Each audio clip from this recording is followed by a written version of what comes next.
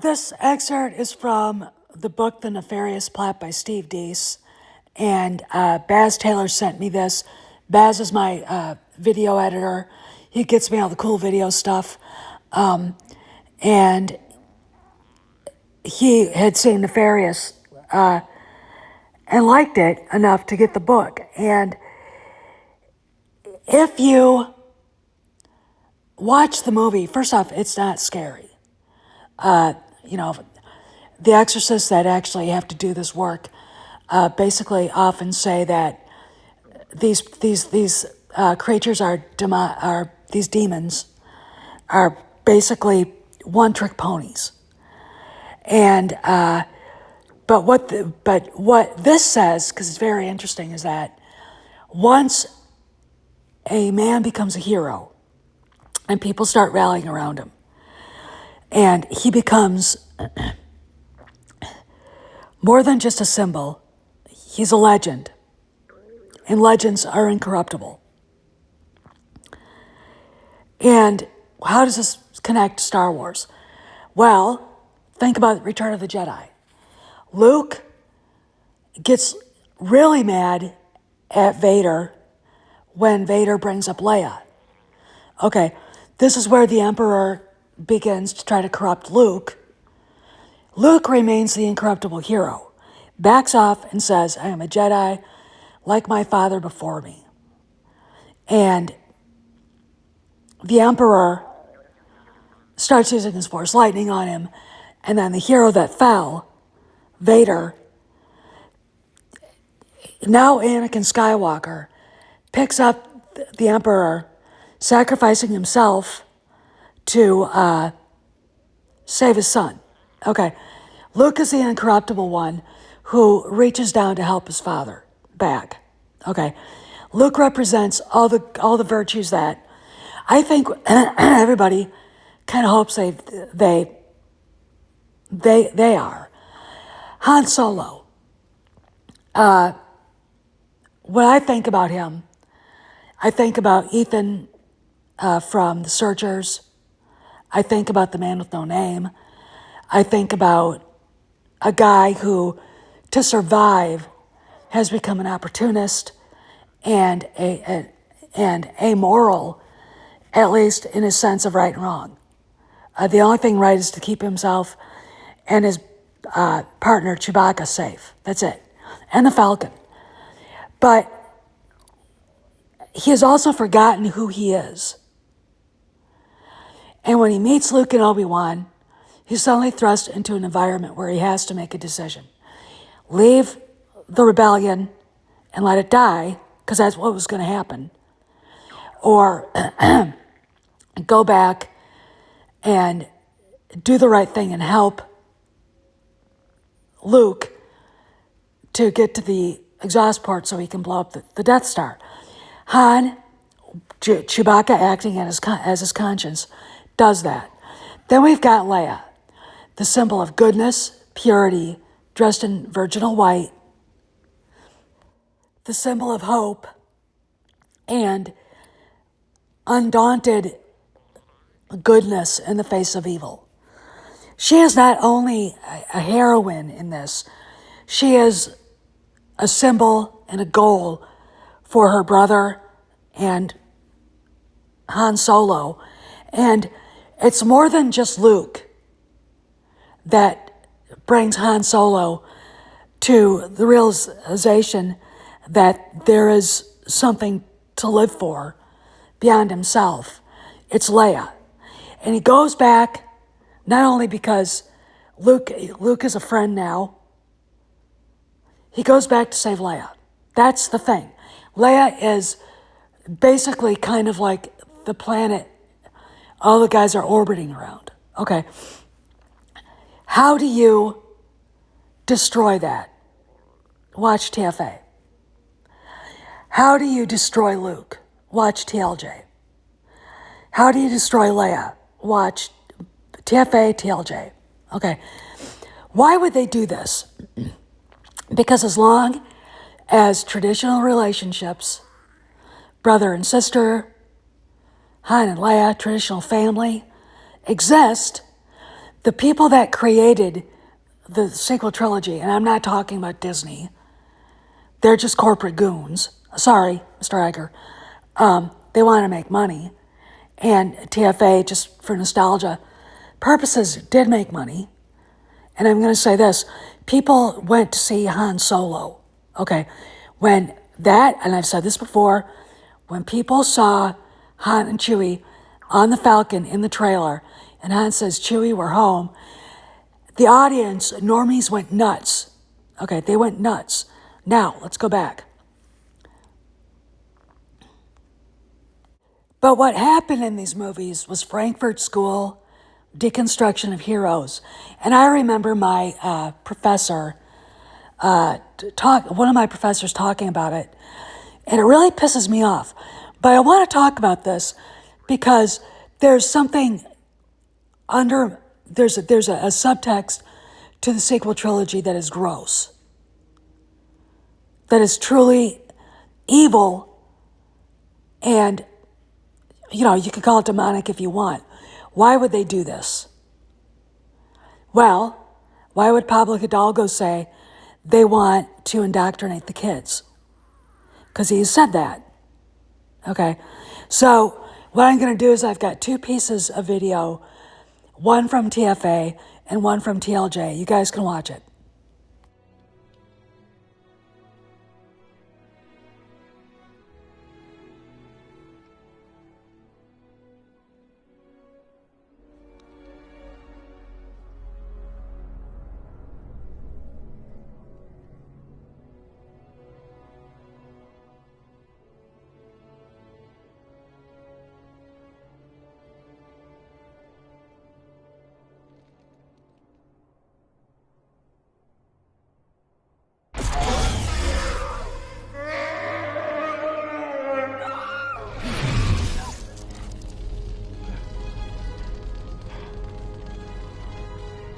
Thank you.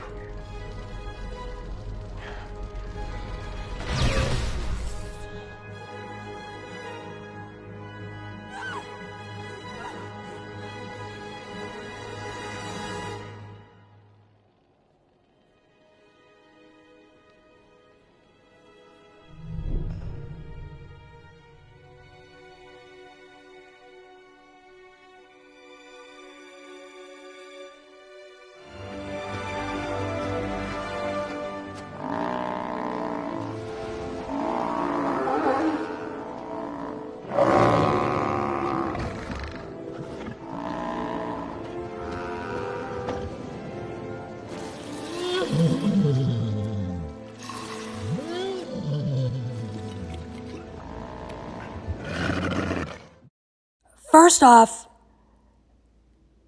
Kyle Ron, who I think is literally the weakest, worst villain ever, and he's also the most realistic villain in Star Wars, because that's how people like this really are. They're small, they're insecure, they're betas, okay? They're beta males, and he's not even really a beta male, he's an omega male, okay? And they always do the worst thing you could ever do, which in that video I just posted, he did. Now, why would they do that? Because in the nihilist mind of J.J. Abrams, I would say Larry Kasdan, I would say Kathleen Kennedy, and I would say Kathleen Kennedy probably is someone that probably dabbles in things that she shouldn't, okay? Why would they do that? Because Han Solo proves himself to be, in the original trilogy, an incorruptible hero, okay? He proves himself to be, all throughout the EU, as someone whose life was changed. And not because it was changed, it's because he changed. He made the right choices. And he became this symbol of exemplary masculinity that nihilists in Hollywood and out there, because look, these feminazis who hate Han Solo and come up with all this weird feminazi shit about him. A drug, did you ever read the EU? A drug addict? Sorry, no, he never touched that shit.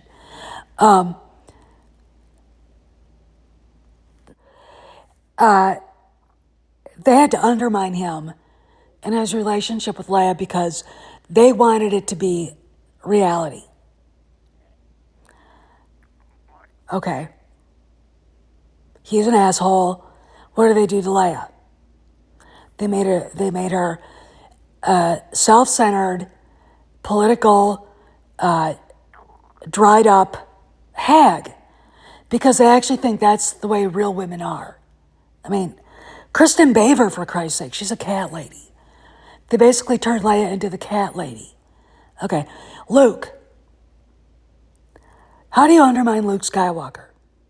You turn him into a coward who made a wrong decision, this is the guy that saves his father, and now look at him.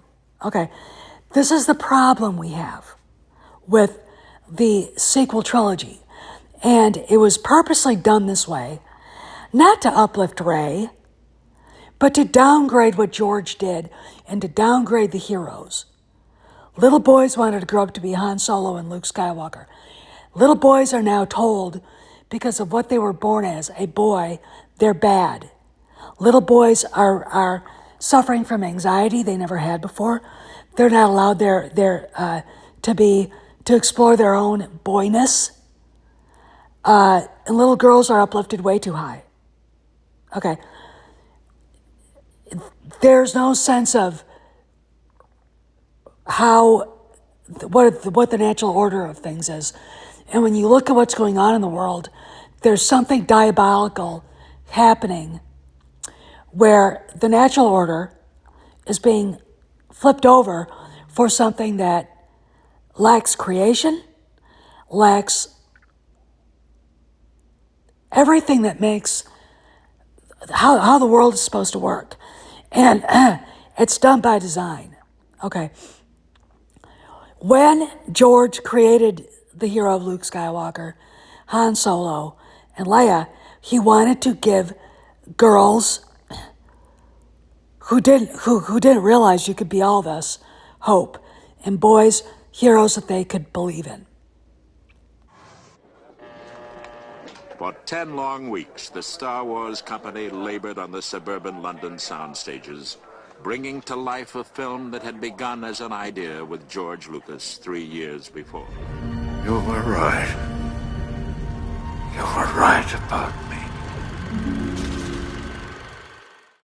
Luke is the young, callow, idealistic kid who dreams of leaving the moisture farm and going off to the galaxy on adventures. He reminds Aunt Beru of Anakin. Luke's decisions make him a hero. Luke becomes the great Jedi master. In the sequel trilogy, Luke becomes a bitter, angry, old man who looks on everything that he did as being the wrong thing to do. Okay. The little part where I had of him saving his father, he does the opposite of that in the sequel trilogy. That is undermining him. Han Solo, a pirate, smuggler, who turns away from that opportunistic streak to become an incorruptible hero. By the Battle of Endor, he's General Han Solo. And then in the sequel trilogy, stylists that wrote the character turn him into a deadbeat dad. And a drunk, and someone who left Leia in a lurch, which he would never do. There is no sense of romance in the sequel trilogy because these people don't know anything about it. Leia, the symbol of the new woman. She wasn't like any female protagonist written by Hollywood then. Okay. She became this independent-minded but vulnerable symbol of hope who galvanizes the men around her to do the right thing. Like, I love this picture, her in her beautiful white dress, and who's standing there looking at her, ready to get his medal, but the man she falls in love with spends the rest of her life with, Han Solo. Hoth. Leia is a leader, but, she's always been more than that. She's been the beautiful princess, a romantic figure that cannot be denied. Again, the warrior on Hoth. She just saved the man she loved from certain death. And they're both going together to defeat the Empire. And of course, here she is in her beautiful brown leather dress, the beautiful princess. So why would they do this to these heroes? Because again, these people who, like the sequel trilogy, cannot exist with these heroes in the same universe. Okay, because these people are not, they cannot be compromised. They cannot be corrupted. So J.J. Abrams had to corrupt Han Solo. Rian Johnson had to corrupt Luke and Leia. And J.J. helped him with Leia and Luke. Kathleen Kennedy had to do it. It's tearing down the heroes because a legend is something the demonic and the evil and the nihilistic wokesters, they cannot exist side by side with them. And in order to flip over the natural order of things, they had to kill them off. And you first kill them off by ruining their characters. Then you kill them off for real. Okay. The only one that doesn't die of unnatural causes is Leia, but she dies of a broken heart. But in reality, when you look at the end of Return of the Jedi, you see something that makes it impossible for this kind of thing to end up. And the reason is there's no way in hell these three characters would end up where they were. Okay? I mean, and if something did occur which drove people apart, they would come back together again because that's love. You cannot have love exist in the sequel trilogy. Reylos do not understand what love is. They don't. Love is about sacrifice. It's about compromise. And find me a millennial or Zoomer girl who understands that. Okay, and the boys don't even know what they are anymore because they're not allowed to be boys. They're not allowed to explore their masculinity. And with Han and Luke as their fictional guides, their heroes, the boys can run around saving the princess and saving the galaxy. But because they're not allowed to, because that upsets the unnatural order of things that Rian Johnson and J.J. Abrams and Kathleen Kennedy have established in the galaxy, they're not allowed to do that. They're playing second fiddle to women who don't need them. And that is not a natural state of affairs. It never has been. Okay? I am really quite put out when I read that little excerpt, okay, and thought, there's more to this than just politics. And social engineering isn't just politics. It's diabolical. This is Steph signing out. I'll see you around the galaxy.